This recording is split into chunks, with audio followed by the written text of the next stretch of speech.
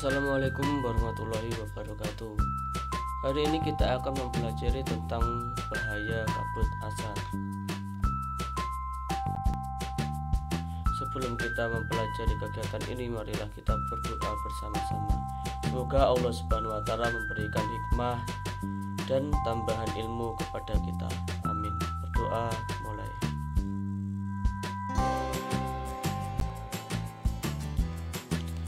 9 bahaya kabut asap dan cara mengatasinya. Kebakaran lahan dan hutan telah menjadi bencana kabut asap. Pemerintah sudah mematikan titik-titik kebakaran, tetapi hasilnya kabut asap masih ada.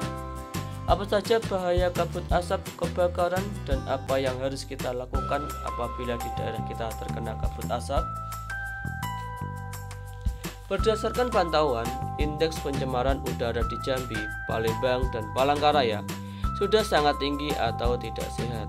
Tidak sehat karena asap kebakaran hutan dan lahan menyebabkan debu dan partikel halus hasil kebakaran seperti jelaga. Saking halusnya partikel ini akan dengan mudah terhisap dan mengotori sistem pernafasan. Selain partikel halus, asap kebakaran juga mengandung zat berbahaya seperti ozon, sulfur dioksida, karbon monoksida, dan nitrogen oksida.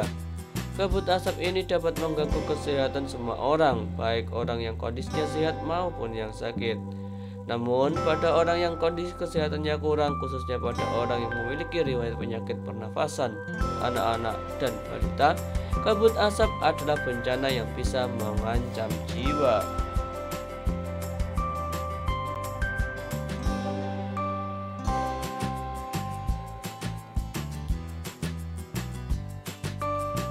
Apa saja bahaya kabut asap?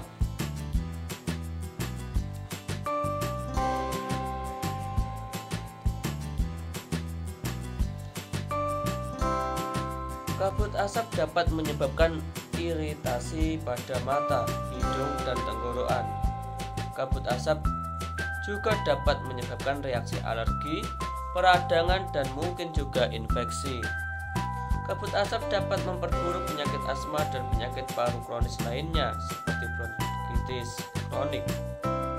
Kabut asap dapat menyebabkan kemampuan kerja paru berkurang dan menyebabkan seseorang mudah lemah dan mengalami kesulitan bernafas.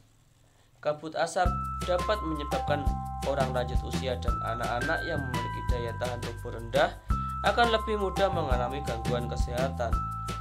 Kabut asap dapat mengurangi kemampuan tubuh dalam mengatasi infeksi paru-paru dan saluran pernafasan, sehingga lebih mudah terjadi infeksi.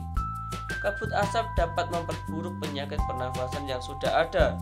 Kabut asap menyebabkan polusi pada air bersih, tanaman, sayur, buah, dan makanan yang tidak ditutup.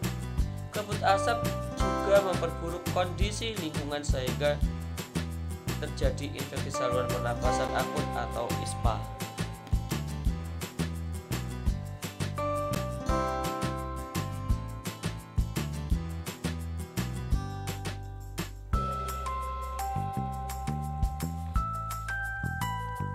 Bagaimana kita melindungi dari kabut asap? Hindari atau kurangi aktivitas di luar rumah atau gedung, terutama bagi mereka yang menderita penyakit jantung dan gangguan pernafasan. Selalu memakai masker jika harus pergi keluar rumah atau gedung. Pakailah masker dengan benar untuk menutup hidung dan mulut. Minumlah air putih lebih banyak dan lebih sering agar debu atau partikel halus yang menempel pada tenggorokan larut dan masuk ke dalam pencernaan.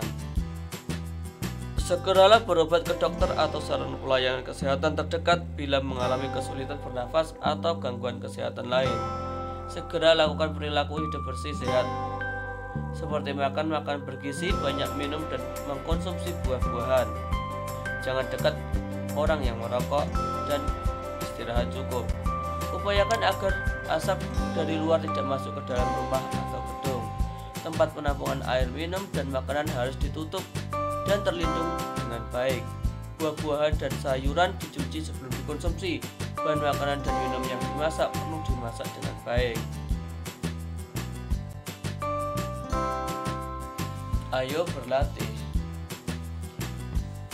Dari bacaan 9 bahaya kabut asap dan cara mengatasinya di atas, buatlah pertanyaan dengan kata tanya apa, siapa, di mana, bagaimana, dan mengapa. Kemudian tulislah jawaban dari pertanyaan tersebut. Tulislah dalam bentuk tabel seperti contoh.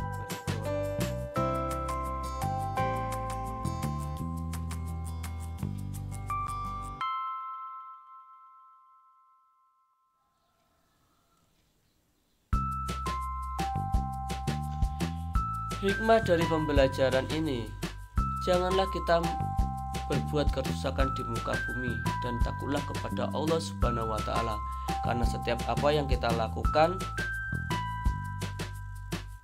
akan dipertanggungjawabkan kepada Allah Subhanahu wa Ta'ala sesuai dengan firman Allah.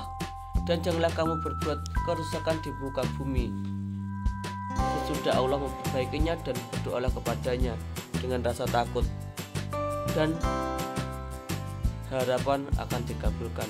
Sesungguhnya rahmat Allah amat dekat kepada orang-orang yang berbuat baik, dan dialah yang meniupkan angin sebagai pembawa berita gembira sebelum kedatangan rahmatnya atau hujan, hingga apabila angin itu telah membawa awan mendung, kami halau ke suatu daerah yang tandus, lalu kami turunkan hujan di daerah itu. Maka keluarkan dengan sebab hujan itu berbagai macam buah-buahan. Seperti itulah kami membangkitkan orang-orang yang telah mati. Mudah-mudahan kamu mengambil pelajaran. Dan tanah yang baik, tanaman-tanaman tumbuh subur dengan seizin Allah. Dan tanah yang tidak subur,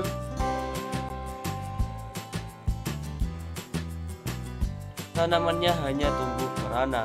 Demikianlah kami mengulangi tanda-tanda kebesaran kami bagi orang-orang yang bersyukur. Surat Al-A'raf ayat 56-58. Sungguh Allah Maha Besar.